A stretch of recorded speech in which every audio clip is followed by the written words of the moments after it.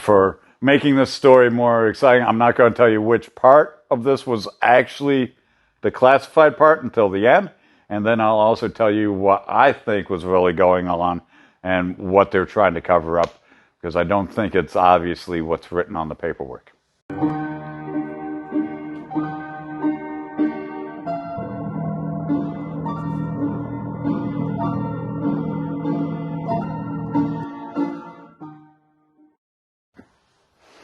After that last little town, we make a left and go down what's called Alligator Alley.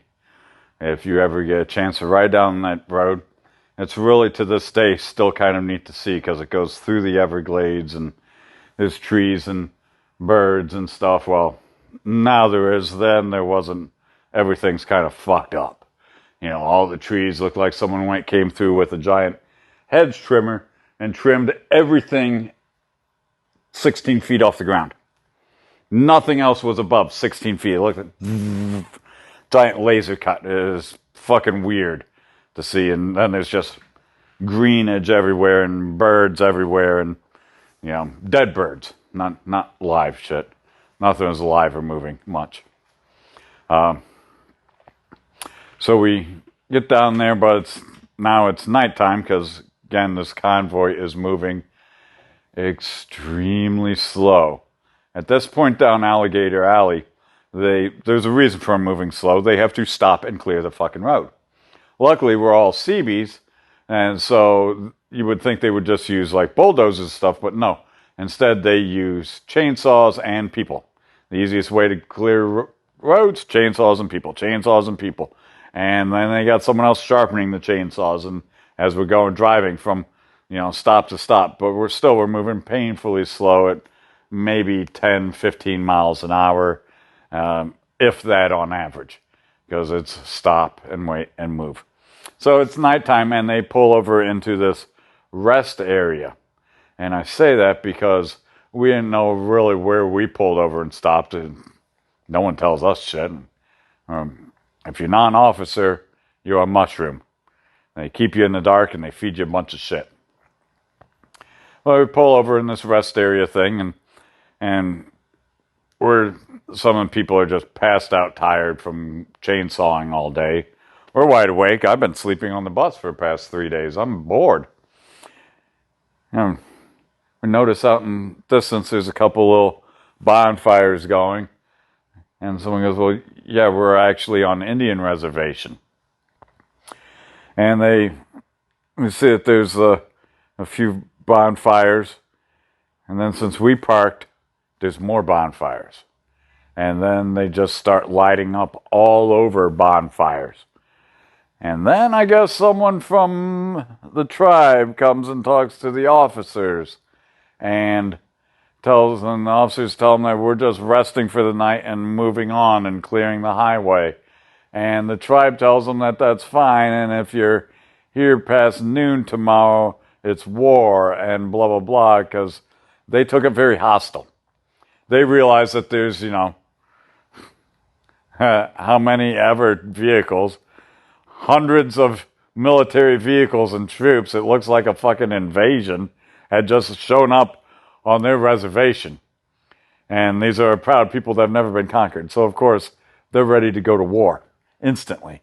And they think after a hurricane, that's the perfect time the United States would conquer them under the guise of help, which is probably how they always invade and take things over. We're there, and I'm outside the bus smoking a cigarette, because you couldn't smoke cigarettes on the bus.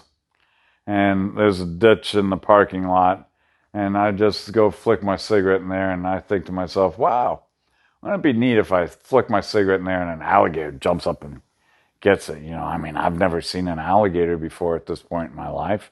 And flick one in there, and one don't jump out of the water, but one from the other side of the bank fucking dives in the water, and swims right after where it was.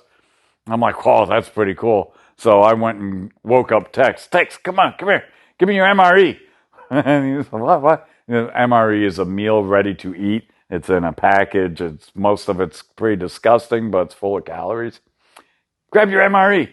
And he grabs it and goes outside and open up your crackers. And basically I'm ended up then to feed his entire MRE to the alligator as you throw a cracker in, and not that little one. Oh, no.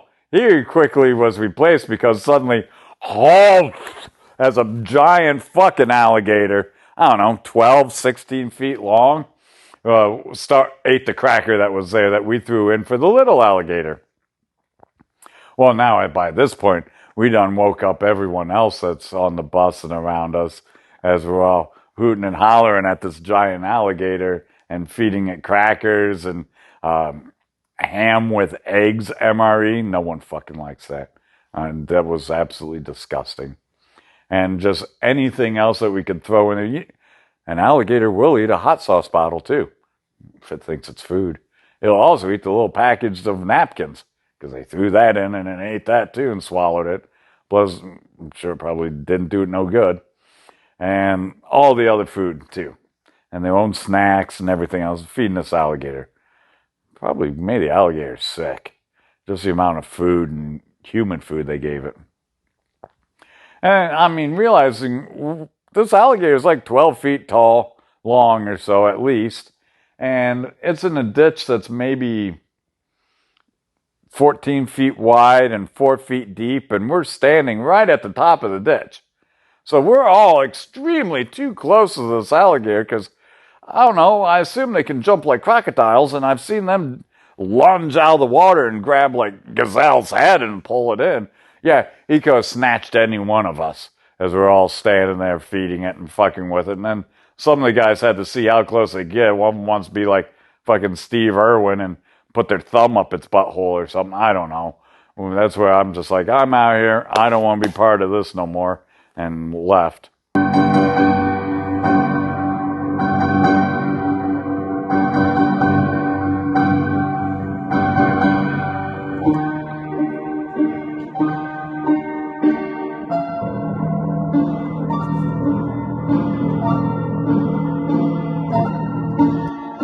The easiest way to clear roads, chainsaws and people. Chainsaws and people.